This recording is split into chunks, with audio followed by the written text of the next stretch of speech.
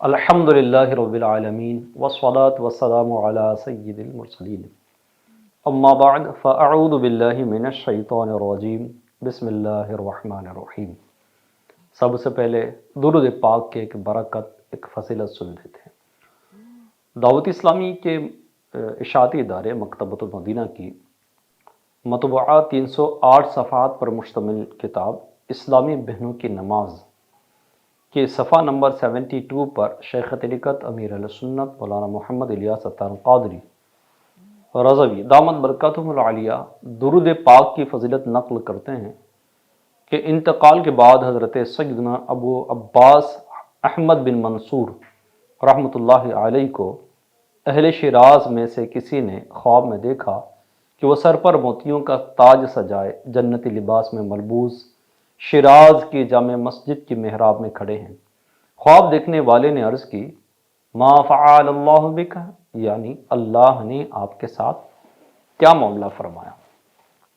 فرمایا الحمدللہ، میں کثرت سے درود شریف پڑھا کرتا تھا، یہی عمل کام آ گیا کہ اللہ رب العزت نے میری مغفرت کر دی اور مجھے تاج پہنا کر داخل جنت فرما دیا۔ سبحان اللہ، صلو علی الحبیب صلی اللہ علی محمد وعلی آل محمد۔ کل ہم نے ایک مرد کی شوہر کی حیثیت سے کیا ذمہ داری ہوتی ہے وہ سنا۔ آج ہم انشاءاللہ تعالی ایک مرد کی والد کی حیثیت سے کیا کیا ذمہ داری ہوتی ہے اس میں سے کچھ سیکھنے کی کوشش کریں گے۔ چونکہ آج آپ تیسری تراویح کی تیاری کر رہے ہیں اور دوسرے رمضان کا افطار بھی کر لیا ہے اور تیسری شب لگ چکی ہے، اور تیسری شب میں کیا ہے؟ سبحان اللہ، سیدہ طیبہ طاہرہ عابدہ زاہدہ وزاکیہ سیدۃ النساء خاتون جنت فاطمہ رضی اللہ تعالی عنہ کی یاد ہے۔ آج آپ کا عرس پاک ہے، تو آپ کی نسبت سے کچھ کلام کرتا ہوں، ان کی برکتیں لے کر پھر اپنے سلسلے کو آگے چلائیں گے۔ اچھا، ایک مشورہ پیش کرو۔ سیدہ کے احسانات ہم پر بہت زیادہ ہیں، اور آپ ہم سے یعنی آقا علیہ السلام کی امت سے بڑی محبت کرتی ہے، تو کیا یہ نہیں ہو سکتا کہ آج رات میں جو کھانا بنے گا یا سحری میں جو ہم کھانا بنائیں گے وہ سیدہ کے ایصال ثواب کے لیے ہو؟ کوشش کریں۔ ایصال ثواب کے لیے کچھ بڑا اہتمام کرنے کی حاجت نہیں، جو آپ نے بنایا ہے اسی کو ایصال ثواب کی نیت کر لیں۔ تو چلے سنتے ہیں سیدہ رضی اللہ تعالی عنہ کا مختصر سا تعارف۔ دعوت اسلامی کے مکتبۃ المدینہ ڈپارٹمنٹ نے ایک کتاب سیرت مصطفیٰ شائع کی ہے، بڑی بہترین کتاب ہے، یہ ہر گھر میں ہونا چاہیے، پیارے آقا صلی اللہ علیہ وسلم کی پیاری سیرت ہے۔ اس کے صفحہ نمبر 69 پر شیخ الحدیث حضرت علامہ مولانا عبد المصطفیٰ اعظمی رحمۃ اللہ تعالی علیہ فرماتے ہیں فاطمۃ الزہرا رضی اللہ تعالی عنہ شہنشاہ کونین صلی اللہ علیہ وآلہ وسلم کی سب سے چھوٹی مگر سب سے زیادہ پیاری اور لاڈلی بیٹی تھی۔ آپ رضی اللہ تعالی عنہ کا نام فاطمہ اور لقب زہرا اور بطول۔ امام عبد الرحمن بن علی جوزی رحمۃ اللہ علیہ فرماتے ہیں اعلان نبوت سے 5 سال قبل یعنی پہلے سیدہ فاطمہ رضی اللہ تعالی عنہ کی پیدائش ہوئی تھی۔ حضرت سیدتنا فاطمہ الزہرا رضی اللہ تعالی عنہ کے بے شمار القابات ہے، جیسے ام السعادات، مخدومائے کائنات، دختر مصطفیٰ، بانوئے مرتضیٰ، سردار خواتین جہاں و جنا، حضرت سیدہ طیبہ طاہرہ فاطمہ زہرا بطول زاکیہ راضیہ مرضیہ عابدہ زاہدہ محدثہ مبارکہ زاکیہ عذرہ سیدۃ النساء خیر النساء خاتون جنت معظمہ و ام الحسنین وغیرہ جیسی عظیم کنیتوں سے کثیر القابات آپ رضی اللہ تعالی عنہ کی شخصیت کو ہی موضوع ہو سکتے ہیں۔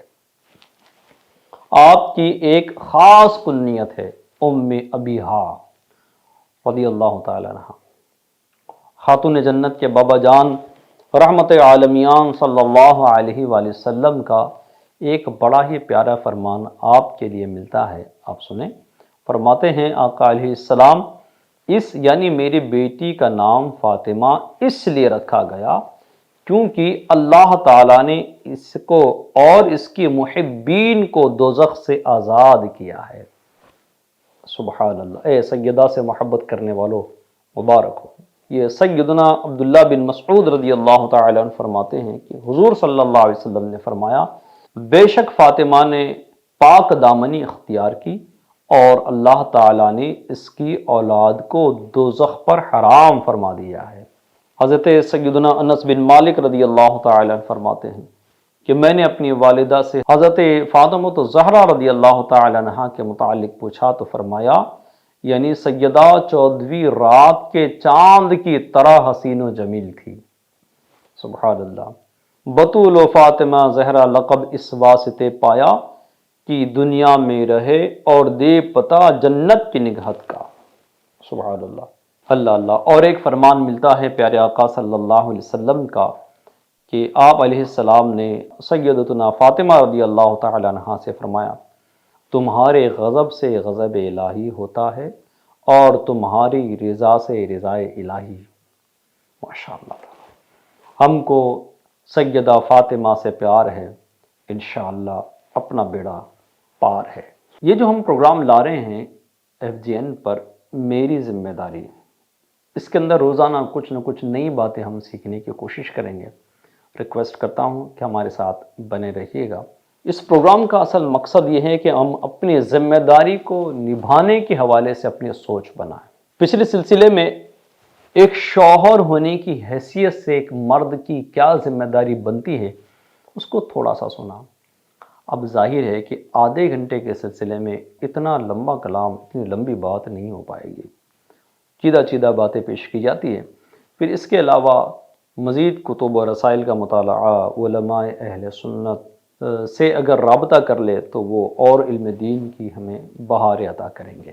آج ہم ایک والد ہونے کی حیثیت سے ہماری کیا ذمہ داری بنتی ہے اس پر انشاءاللہ کچھ گفتگو کریں گے۔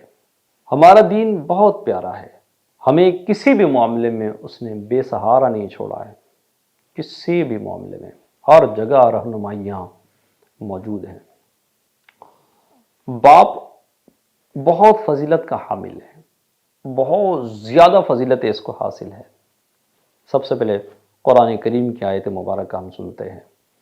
اللہ کریم ارشاد فرماتا ہے، ترجمہ کنز ایمان، اور ماں باپ کے ساتھ اچھا سلوک کرو اگر تیرے سامنے ان میں سے ایک یا دونوں بڑھاپے کو پہنچ جائیں ہوں، یعنی اف نہ کہنا اور انہیں نہ جھڑکنا اور ان سے تعظیم کی بات کہنا، اور ان کے لیے عاجزی کا بازو بچھا اور عرض کر کہ اے میرے رب تو ان دونوں پر رحم کر جیسا ان دونوں نے چھٹپن میں مجھے پالا۔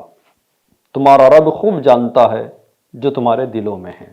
کیسی نفیس تعلیم دی جا رہی ہے ماں باپ کے حوالے سے۔ اللہ کرے کہ ہم اپنے والد صاحب بلکہ والدہ بھی جب بڑھاپے کو پہنچے تو ان کی بہت خدمت کرنے والے بنے۔ بڑھاپے میں عموماً ذہن چڑچڑا ہو جاتا ہے، بیماریاں لگ جاتی ہے، تو والدین کی یا گھر کے بوڑھوں کی چڑچڑاہٹ پر صبر کر کے اجر ہی کمایا جائے، نہ کہ رف ٹاک کر کے ان کے دل توڑے جائیں۔ سرکار مدینہ صلی اللہ علیہ وسلم کا فرمان رحمت نشان ہے، جب اولاد اپنے ماں باپ کی طرف رحمت کی نظر کرے تو اللہ تعالیٰ اس کے لیے ہر نظر کے بدلے حج مبرور یعنی مقبول حج کا ثواب لکھتا ہے۔ صحابہ کرام نے عرض کی، اگرچہ دن میں 100 مرتبہ نظر کرے؟ فرمایا، ہاں، اللہ سب سے بڑا ہے اور اطیب یعنی سب سے زیادہ پاک ہے۔ لو جی جناب، گھر بیٹھے مقبول حج کا ثواب، جتنی بار نظر کرو گے اتنی بار حج کا ثواب۔ یہ کیسے مبارک چہرے ہیں، ان کو دیکھ دیکھ کر ثواب، اور وہ بھی کون سا مقبول حج کا ثواب مل رہا ہے۔ ان لوگوں کے لیے میں مبارکباد پیش کرتا ہوں جن کے والدین زندہ ہے یا دونوں میں سے کم ایک زندہ ہے۔ بہت نفع کا سودا ہے جب یہ بوڑھا یا یہ بوڑھی، یہ جو دو ماں باپ ہیں یا دونوں میں سے ایک ہے، گھر میں ہیں، یہ یقین مانے گھر کی رونق ہے۔ یہ ہاں جی جناب، یہ گھر کی رونق ہے۔ یہ جب دنیا سے چلے جاتے ہیں تو گھر ایسا خالی خالی سا لگتا ہے، ویران ویران سا لگتا ہے، کچھ لگتا ہے کہ بہت بڑی کمی ہو گئی ہے۔ آج ہمارا موضوع واقعی میں کہ ایک مرد باپ کی حیثیت سے کیا کردار ادا کرے، اس کی ذمہ داریاں کیا ہیں، یہ ہیں، مگر ضمناً یہ بات بھی میں نے عرض کر دی۔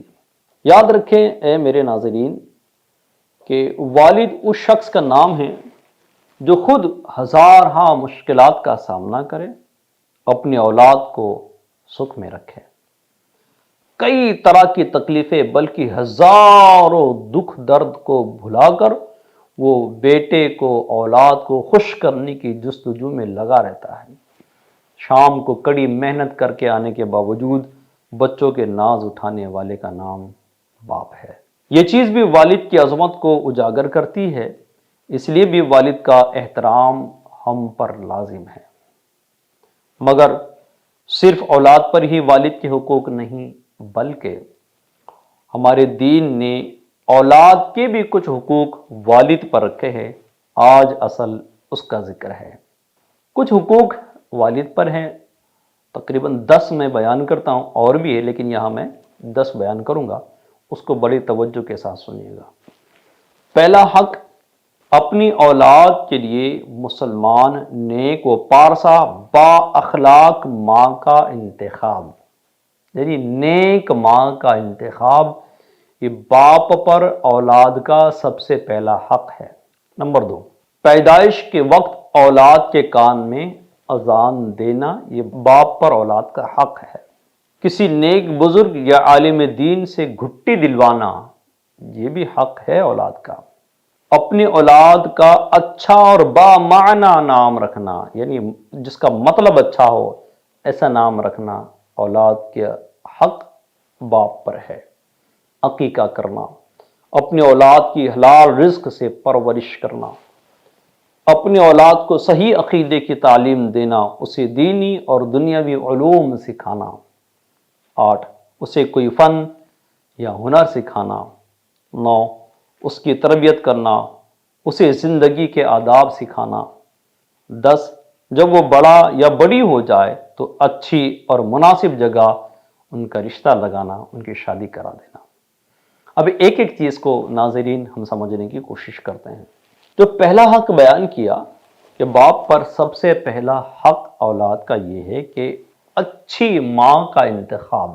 ماں اگر نیک ہو تو اس کی نیکی کا اثر اس کے اولاد میں بھی نظر آتا۔ ماں اگر نیک ہو تو اس کی نیکی کا اثر اس کی اولاد میں بھی نظر آتا ہے۔ اس کے عمل اور قول سے بچے بہت کچھ سیکھ رہے ہوتے ہیں۔ ماں نماز پڑھتی ہے، ننھے ننھے پیارے پیارے وہ بچے ماں کے پاس آ کر نماز پڑھنا شروع کرتے ہیں۔ ماں تلاوت قرآن کرتی ہے تو وہ بھی تلاوت قرآن کرتے ہیں۔ ماں کی حیا سے جھکی ہوئی نظریں ہوتی ہیں، اولاد کی بھی نظریں جھکی ہوئی ہوتی ہے۔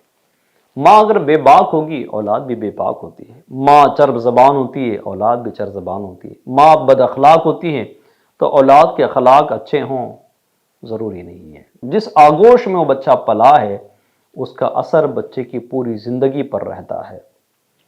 بچوں کی تربیت میں ماں کا سب سے بڑا کردار ہے۔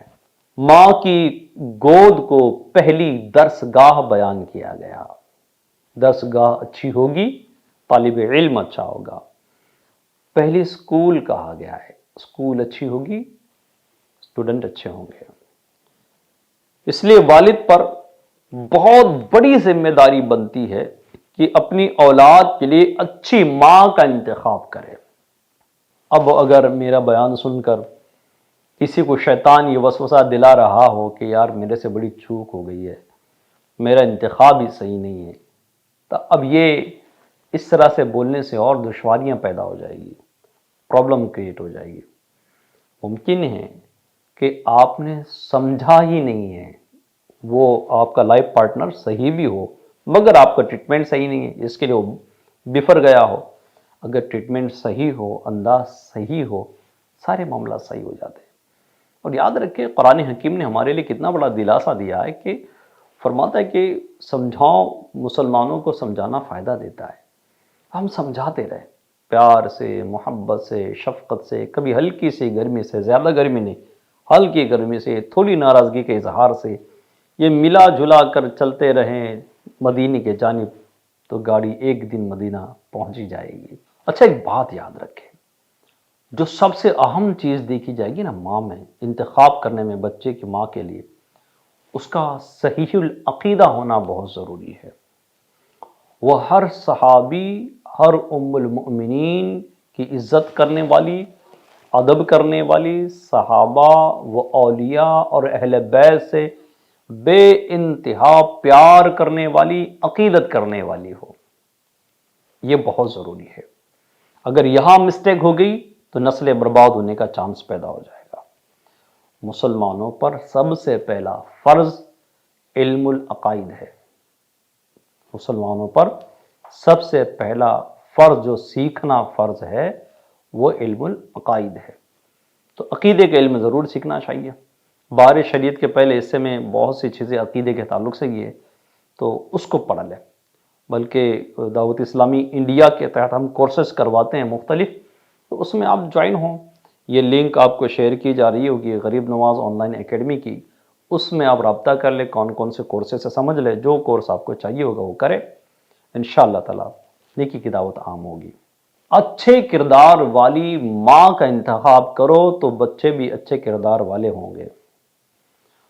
ماں جب نیک اور پارسا تھی تو اولاد میں کبھی غوث اعظم، کبھی غریب نواز، کبھی داتا علی حجویری، کبھی مخدوم ماہیمی، تو کبھی مخدوم سمنا، تو کبھی بابا تاج، تو کبھی مختلف اولیاء کرام ہیں، جیسے اعلیٰ حضرت، تو کبھی مفتی اعظم ہند، کبھی محدث اعظم ہند۔ یعنی اولاد کے نیک ہونے میں ماں کا نیک ہونا بہت ضروری ہے۔ ماں اگر نیک ہوگی تو اولاد ضرور انشاءاللہ الکریم نیک ہوگی، اچھا کردار ہوگا، اچھا ستھرا کردار ہوگا، بیڑا پار ہوگا۔ دوسرا حق جو بیان کیا گیا ہے وہ ہے کان میں اذان دینا۔ یاد رکھیں ناظرین، یہ باپ کی ذمہ داری میں شامل ہے، بلکہ مستحب ہے کہ پیدا ہوتے ہی اذان دے، سیدھے کان میں اذان دے اور بائیں کان میں اقامت پڑھے۔ اس کے فضائل بہت ہے کہ شیطانی خلل اور مرگی کی بیماری اور اس کے ساتھ یہ مختلف بیماریوں سے بچہ بچا رہے گا۔ امام اہل سنت امام احمد رضا خان رحمۃ اللہ علیہ فرماتے ہیں، بچہ پیدا ہونے کے بعد جو اذان میں دیر کی جاتی ہے، اس سے اکثر یہ مرض یعنی مرگی ہو جاتا ہے۔ اگر بچہ ہونے کے بعد پہلا کام یہ کیا جائے کہ نہلا کر اذان و اقامت کہہ دی جائے تو انشاءاللہ عمر بھر محفوظی ہوگی۔ سبحان اللہ۔ بچے کے کان میں اذان دینا دور رسالت مآب صلی اللہ علیہ وسلم سے ثابت ہے، بلکہ اللہ کے آخری نبی صلی اللہ علیہ وسلم نے حضرت سیدنا امام حسن رضی اللہ تعالی عنہ کی ولادت کے موقع پر خود ان کے کان میں اذان دی تھی۔ اب اذان کے بعد جو تیسرا حق بیان کیا گیا ہے، ام المؤمنین سیدتنا عائشہ صدیقہ رضی اللہ تعالی عنہا سے روایت ہے کہ ترجمہ، رسول اللہ صلی اللہ علیہ وسلم کی خدمت میں بچے لائے جاتے، حضور ان کے لیے برکت کی دعا کرتے اور ان کے لیے تہنیک کرتے، انہیں گٹے دیتے تھے۔ تو باپ پر یہ تیسرا حق ہے اولاد کے لیے کہ کسی نیک بندے کی لعاب سے، تھوک سے اپنے بچے کو گھٹی دلانا۔ میں سمجھتا ہوں بہت سے لوگوں کو یہ معلوم بھی نہیں ہے کہ باپ پر اولاد کا حق ہے، اس کو ادا کرنا ہوگا۔ اس کے بعد والا ہے حق اچھے نام رکھنا، با معنی نام رکھنا، جس کے اچھے مطلب ہوتے، ایسے نام رکھنا۔ حضور نبی کریم صلی اللہ علیہ وسلم نے ارشاد فرمایا، اولاد کا والد پر یہ حق ہے کہ اس کا اچھا نام رکھے۔ نام کون سے رکھے اور کون سے نہیں رکھنے چاہیے، اس کا بھی علم ہونا ضروری ہے۔ آج ایک معاملہ چنا ہوا ہے کہ یونیک نام رکھنے کے چکر میں عجیب و غریب و عجیب نام رکھے جا رہے ہیں۔ جیسے قرآن شریف، اب ایک انداز یہ بھی عوام کے اندر مشہور کہ قرآن کریم کھولو تو اس میں جو پہلا حرف آئے گا نا وہ نام رکھ لو، جب 7ویں آیت کا سٹارٹ کا نام رکھ لینا۔ بھائی جان ایسا نہیں ہوتا ہے۔ قرآن کریم میں خنزیر کا بھی ذکر آیا تھا، کیا خنزیر رکھو گے، اس کا مطلب سور ہوتا ہے؟ ایسا نہیں ہے۔ نام اچھوں کے نام سے رکھے، اور یونیک نام رکھنے کے چکر میں ٹنکی تو ٹنکی تو ٹونی تو بونی، پتہ نہیں کیا کیا نام رکھے جا رہے جس کو کوئی معنی ہی نہیں رکھتا۔ یاد رکھیں کہ نام کا اثر بچے کی زندگی پر پڑتا ہے۔ اگر کسی بزرگ سے نسبت رکھنے والا نام رکھا تو اس بچے کی زندگی میں اس بزرگ کا فیضان نظر آتا ہے۔ کسی کا نام علی رکھا تو مولا علی رضی اللہ تعالیٰ عنہ کا نام اس کی زندگی میں اثر کرے گا۔ کسی کا نام عائشہ رکھا تو ہماری ماں کی نسبت سے رکھا، ان کا فیضان۔ کسی کا نام فاطمہ رکھا، ان کا فیضان۔ کسی کا نام زینب رکھا، اس کا فیضان۔ تو امہات المؤمنین کے نام سے، صحابیات کے نام سے نام اپنے بچوں کے رکھنا چاہیے۔ ایک کتاب کا ایڈریس دیتا ہوں، نام رکھنے کے احکام، بڑی پیاری یہ کتاب ہے۔ انشاءاللہ تعالی آپ کو ڈھیروں ڈھیر اس میں نام، اس ناموں کی فضیلتیں، بہت کچھ اس میں ہے۔ نام جو رکھنا چاہیے، عرض کیا میں نے کہ انبیاء، صحابہ، تابعی، تبع تابعی، نیک بندوں کے نام پر نام رکھیں گے تو انشاءاللہ تعالی بچوں کے اندر بہت اچھے اثر پیدا ہوں گے۔ اس کے بعد کا ایک حق ہے اولاد کا باپ پر عقیقہ کرنا۔ اب عقیقے کرنے کے حوالے سے بھی بہت ساری غلط فہمیاں ہیں اور بہت ساری مسائل ہیں، بہت سے لوگوں کو پتہ بھی نہیں۔ اب یہ مختصر سے وقت میں اتنا بڑا بیان ہو بھی نہیں پائے گا۔ ہاں مگر میں آپ کو ایک ایڈریس دے دیتا ہوں، ایک کتاب کا نام بتاتا ہوں۔ یہ جو کتاب آپ کو نظر آ رہی ہے، عقیقے کے بارے میں سوال جواب، ایسی بہترین کتابیں، بہت ساری غلط فہمیاں اس میں سے دور ہوگی۔ وہ چاندی کب تقسیم کرنی ہے، تو بکرا یا بکری، یہ ایک بکرا دو بکری، یہ جو کچھ بھی مسائل ہے یہ آپ کو اس میں پڑھنے کو ملیں گے انشاءاللہ تعالی۔ بہت ساری غلط فہمیاں دور ہو جائے گی۔ چھوٹا سا رسالہ ہے، بہت چھوٹی بکلیٹ ہے۔ اچھا، عقیقے کے حوالے سے عرض کروں، یاد رکھیں کہ عقیقہ 7ویں دن ہونا چاہیے، اور 7ویں دن یاد رکھنے کا فارمولا کیا ہے؟ جیسے مثال کے طور پر جمعہ کے دن بچہ پیدا ہوا تو ایک دن پہلے کو کاؤنٹ کر لے، یعنی جمعرات کو، تو یہ اس کا 7واں دن ہوگا۔ تو اسی طرح سے اگر آج 7ویں دن کر سکے تو بہت اچھی بات ہے۔ اب بہتر ہے کہ 7ویں ہی دن کریں۔ اگر نہیں کر سکا 7ویں دن تو زندگی میں کسی بھی دن کر لے، انشاءاللہ سنت عقیقے کی ادا ہو جائے گی۔ مگر اگر کوئی مر گیا ہے تو اس کے نام سے اب عقیقہ نہیں کر سکتے، کیونکہ عقیقہ یہ شکرانہ ہے، اور شکرانہ زندہ جب تک ہے تبھی تک ہوگا۔ یہ میں نہیں کہہ رہا ہوں۔ دیکھیے، حضرت مفتی محمد امجد علی اعظمی رحمۃ اللہ علیہ سے سوال ہوا کہ مردہ کی جانب سے عقیقہ جائز ہے یا نہیں، تو آپ نے جواباً تحریر فرمایا مردہ کا عقیقہ نہیں ہو سکتا، عقیقہ دم شکر ہے، اور یہ شکرانہ زندہ ہی کے لیے ہو سکتا ہے۔ تو یہ بھی غلط فہمی بہت سو کی دور ہو گئی ہوگی کہ جو مرحوم ہیں ان کے نام سے عقیقہ نہیں ہوتا، ان کے لیے سال ثواب کر دیں۔ مسجد میں، مدرسے میں پانی کے سبیل لگا کر، تو کوئی بھی نیک کام کر کے اپنے مرحومین کو سال ثواب کیا جا سکتا ہے، اور کرنا ہی چاہیے۔ باپ پر چھٹا حق جو اولاد کا ہے کہ اسے رزق حلال کے ذریعے پرورش کی جائے۔ دیکھیے، مال حرام سراپا وبال، بہت بڑا وبال ہے۔ رزق حلال اگر اولاد کی نیت سے کمائے گا کہ میں اس کے ذریعے اولاد کی تربیت کروں گا، تو اولاد کی نیت کرنے پر بھی ثواب مل جائے گا۔ جتنی نیتیں کرو گے اتنا زیادہ ثواب ملے گا، ثواب ثواب ہے۔ حرام تباہیاں لاتا ہے، حرام سے دل سخت ہو جاتے ہیں، بندے کے اندر رحم کی کیفیت نہیں ہوتی، اس کی آنکھوں کے اندر بھی وہ حیا ہوتی نہیں ہے، وہ بے باک ہو جاتا ہے، اس کو عبادت میں لذت نصیب نہیں ہوتی ہے۔ بعض لوگ کا انداز ہے کہ حرام کماتے اور نام کمانے کے لیے نیاز میں اتنے ہزار دے دیے تو اتنے لاکھ کا یہ کر لیے تو شادیاں کروا دی۔ بھائی اچھے کام اگرچہ تو کر رہا ہے تجھے ثواب نہیں ملے گا اس کا، ہاں نہیں ملے گا، کیونکہ کمائی تیری گندی ہے۔ اچھے کاموں میں صرف کر کے حاصل کیا ہے؟ اللہ پاک ہے اور پاک قبول فرماتا ہے، ناپاک قبول نہیں کرتا ہے۔ اور حرام کے ذریعے کمایا جانے والا مال بالکل ناپاک ہے۔ کوئی برا کام کر کے کیا کسی کی شادی کروا کر ثواب کی امید کی جا سکتی؟ نہیں۔ حرام مال سے جو گوشت پلتا ہے وہ جہنم میں جلتا ہے، بہت خطرناک بات ہے۔ نہ اپنے آپ کے لیے وبال پیدا کرو، نہ اپنے بچوں کے لیے وبال پیدا کرو، بلکہ یہ بچے قیامت میں دامن پکڑ لیں گے کہ انہوں نے ہمیں مال حرام کھلایا، ہمیں پتہ نہیں تھا۔ کیا جواب دے پاؤ گے؟ بھائی 2 لقمے کم کھاؤ، اللہ نے جتنا رزق تمہارے لیے مقدر کیا تمہیں مل کر رہے گا، حرام کی طرف بڑھنے کی حاجت نہیں ہے، بس کوشش کرو اور حلال ذرائع سے رزق کما لو۔ تو حرام کام سے، حرام مال سے اپنے آپ کو بھی بچائے، اپنی اولاد کو بھی بچاؤ۔ اس سے آپس میں لڑائیاں ہوتی ہیں، جھگڑے ہوتے ہیں، اور جس اولاد پر آپ حرام مال سے خرچ کر رہے ہو یہ بڑی ہو کر بالکل نافرمان بنے گی، ہاں بالکل نافرمان، کیونکہ اللہ کی نافرمانی کر کے جو مال آپ نے کمایا ہوا ہے اس مال سے اولاد پلی بڑی، یہ آپ کی فرما بردار کب ہوگی؟ بھول جائے نہیں ہوگی، کیونکہ اس کا ڈائریکٹ دل پر اثر ہوتا ہے، دل سیاہ ہو جائے گا، پھر وہ جیسے کہ حرام کمانے والے، حرام کھانے والے کا دل ہے نا سخت ہو جاتا ہے۔ تو آپ کی اولاد کا دل اگر سخت ہوا، اگر اللہ نے آپ کو بڑھاپا دیا تو آپ کا بڑھاپے میں ہوگا کیا؟ کیونکہ آپ کی اولاد تو رحم کرے گی نہیں، وہ کرے گی بھی تو مروت میں کرے گی، دل جمعی کے ساتھ نہیں کرے گی۔ بہت برا حال ہوتا ہے حرام کمانے والوں کا۔ اپنی اولاد کو حلال کمانے کا ذریعہ فراہم کرے اور حلال کھلائے، حرام سے اپنی اولاد کو دور رکھے۔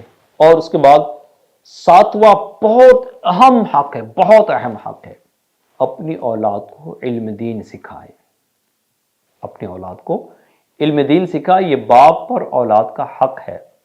ان کو قرآن سکھائے، پیارے آقا صلی اللہ علیہ وسلم کی پیاری سیرت پڑھ کر سنائیں، ان کو سنتیں سمجھائیں، ان کو اچھے اخلاق بتائیں کہ پیارے حضور صلی اللہ علیہ وسلم نے کبھی اپنی ذات کے لیے بدلہ نہیں لیا تھا، ظلم کا جواب ظلم سے نہیں دیتے تھے۔ یہ کتنا پیارا انداز ہے حضور علیہ السلام کا، جب آپ اپنی اولاد کو بٹھا کر یہ واقعات سناؤں گے۔ عموماً بچے کہانیاں سننے کا شوق رکھتے ہیں، تو ادھر ادھر کی ناول کی کہانیاں سنانے کے بجائے سیرت مصطفیٰ سنا دو جناب، آپ کے بچوں میں دیکھو کیسا نکھار پیدا ہوگا، بڑی بہترین بات ان کے اندر پیدا ہو جائے گی، وہ عاشق رسول بنیں گے، وہ آپ کا ادب کرنے والے بنیں گے، وہ آپ کی عزت کرنے والے بنیں گے۔ معاشرے کے عزت دار فرد بنانے میں یہ کتاب سیرت مصطفیٰ آپ کو مدد کرے گی، بچے انشاءاللہ بڑی شوق سے سنیں گے۔ یاد رکھیں، قرآن و سنت کے ساتھ ساتھ انہیں دیگر دینی باتیں بھی سنائیں، جن پر فرض ہوتی ہے وہ باتیں سنائیں، بلکہ باپ اپنے بیٹے کی تربیت کرے کہ بالغ ہونے کے قریب ہوا تو بالغ ہونے کے بعد کیا کرنا ہوتا ہے، کیا کیا احکام بندے پر نافذ ہوتے ہیں، کس طرح سے اس نے کرنا چاہیے، کیسے کیسے شرعی مسائل ہے، یہ باپ اپنے بیٹے کو سکھائے، ماں اپنی بیٹی کو سکھائے، تو اس سے انشاءاللہ تعالی عز و جل بیٹی اور بیٹا اچھے بنیں گے۔ اسی طرح اپنی اولاد کو اچھی عادتیں سکھائے، اچھے اخلاق سکھائے۔ جیسے اگزامپل دیتا ہوں میں آپ کو، اگر دروازے پر کوئی مانگنے والا واقعی میں ایسا آ گیا کہ بھائی جو ضرورت مند ہے، ہر مانگنے والا ضرورت مند نہیں ہوتا، اس کو بھی پہچاننا ہوگا۔ اب ضرورت مند ہے، اس کو دینا ہے تو اپنے بیٹے کے ہاتھ سے دلوا دے، بیٹے جا دے دو، اس کا اثر کیا ہوگا کہ بیٹے کا دینے کا ذہن بچپنے سے ہوگا، بخل اس کے اندر نہیں آئے گی، کنجوسی اس کے اندر نہیں آئے گی۔ بخل اور کنجوسی کی بہت بری صفات ہے، جس کے اندر بھی آ جائے وہ بندہ فلاح نہیں پاتا ہے۔ اسی طرح سے آپ کھانا کھا رہے تھے، کبھی سنت کے مطابق بیٹھ کر کھائیں اور کبھی کہ اکثر ایسا ہی کھائیں، اور اپنے بیٹے کو سمجھائے، بیٹی کو سمجھائے کہ حضور علیہ الصلوۃ والسلام اس طرح سے کھانا کھایا کرتے تھے، 3 انگلیوں سے حضور کھانا کھایا کرتے تھے۔ تو تھوڑی تھوڑی طرف توجہ دی جائے تو انشاءاللہ تعالی بچوں کی تربیت بہت اچھی ہو جائے گی۔ جیسے مثال دیتا ہوں آپ کو، چپل پہننا ہے تو بلند آواز سے بسم اللہ الرحمن الرحیم پڑھ کر چپل پہن لو۔ چپل اتارنا ہے بچوں کے سامنے تو بلند آواز سے بسم اللہ الرحمن الرحیم پڑھ کر چپل اتار دو۔ یعنی بچے کی یہ تربیت ہوگی کہ ہر جائز کام بسم اللہ پڑھ کر شروع کرنا چاہیے۔ کنگھی کرنا ہے بسم اللہ الرحمن الرحیم پڑھ کر کر لے، کھانا کھانا ہے بسم اللہ الرحمن الرحیم پڑھ کر کھانا کھا لے۔ تو یہ بچوں کے تربیت کے انداز ہے، انہیں علم دین سکھانے کے انداز ہے، ان کو معاشرے میں عزت بھی ملے گی اور آخرت کے اندر بھی انشاءاللہ الکریم بھلائی نصیب ہوگی۔ علم دین وہ نور ہے جو اولاد کو سکھاؤ گے تو یہ نہ صرف اولاد کو اندھیرے سے باہر کرے گا، بلکہ یہ آپ کی قبر کے اندھیرے میں بھی کام آئے گا۔ علم دین یہ نور ہے۔ تو اچھا، اولاد کو اگر علم دین سکھا کر مرو گے تو اچھی اولاد یہ ثواب جاریہ کا سبب بھی ہے۔ ہم قبر میں رہیں گے مگر ہماری اولاد سجدے کرے گی، ہماری اولاد نیکی کرے گی، ہماری اولاد خیر خواہی کرے گی، اس کا ثواب ہم کو قبر میں بھی ملے گا، تو کئی گنا اس کے فائدے ہیں۔ تو اے پیارے اسلامی بھائیوں، آپ نیت کر لیں کہ انشاءاللہ ہم اولاد کی تربیت کرتے رہیں گے۔ چونکہ سلسلے کا وقت بالکل قریب ہے، ایک بات فقط عرض کیے دیتا ہوں، اپنے بچوں کو تعلیم کے ساتھ ساتھ ہنر فن ضرور سکھائیے گا۔ ہوتا یہ کہ بچے تعلیم اس لیے حاصل کرتے ہیں، ایجوکیشن اس لیے حاصل کرتے ہیں کہ اچھی جاب کریں گے، ہونا چاہیے، جاب اچھی مل گئی کوئی بری بات نہیں ہے، اللہ کرے کہ اچھی جاب ملے جہاں ہم دین پر عمل کر سکیں۔ لیکن بچوں کا ذہن یہ بنائے کہ بیٹے آپ نے جاب کرنے کے لیے تعلیم حاصل نہیں کرنی ہے، آپ نے وہ بننا ہے کہ آپ کے یہاں لوگ آ کر جاب کریں، ان کو ہنر سکھائیں، ان کے اندر فن پیدا کریں، تاکہ یہ دیکھی بھالی بات ہے کہ بڑی بڑی ڈگریاں لے کر مارکیٹ میں بچے پھر رہے ہوتے، جوان، جاب نہیں ملتی، ڈپریشن کا شکار ہو جاتے، اور بعض دفعہ وہ خودکشی کا بھی معاملات سامنے آئے ہیں۔ تو اس طرح کے معاملات بھی ہمارے سامنے ہے، تو اپنے بچوں کی بھلائی کے لیے تعلیم کے ساتھ ساتھ انہیں ہنر بھی سکھا دے، علم دین بھی سکھا دے، تو یہ دنیا میں جہاں بھی جائے گا نا، یہ اپنے قدموں پر کھڑا رہے گا، یہ اپنے دم پر کام کرے گا، کسی کے سہارے کی اس کو حاجت نہیں ہوگی، یہ دوسروں کا سہارا بن جائے گا۔ تو اپنی اولاد کے لیے بہت کچھ کرنا ہے، تو دیکھتے رہیے FGN چینل۔ اولاد کی تربیت کے لیے اور ایک چیز عرض کرتا ہوں، آپ دعوت اسلامی کے مدنی قافلے جو سفر کرتے رہتے ہیں، مدنی قافلوں میں آپ ضرور سفر کریں، اور اگر آپ کو مدنی قافلوں میں سفر کرنا تو یہ کانٹیکٹ نمبر نیچے آ رہا ہوگا، آپ اس پر کانٹیکٹ کر لیں، انشاءاللہ آپ کو رہنمائی ملنے کی کافی امید ہے۔ رمضان مبارک، پہلا عشرہ رحمت کا جاری ہے، یہ بھی آپ کو مبارک۔ اپنا خیال رکھے، اپنے بچوں کا خیال رکھے، سیدہ فاطمہ کے لیے ایصال ثواب ضرور کیجیے گا۔ میری ذمہ داری، میری ذمہ داری، میری ذمہ داری، میری ذمہ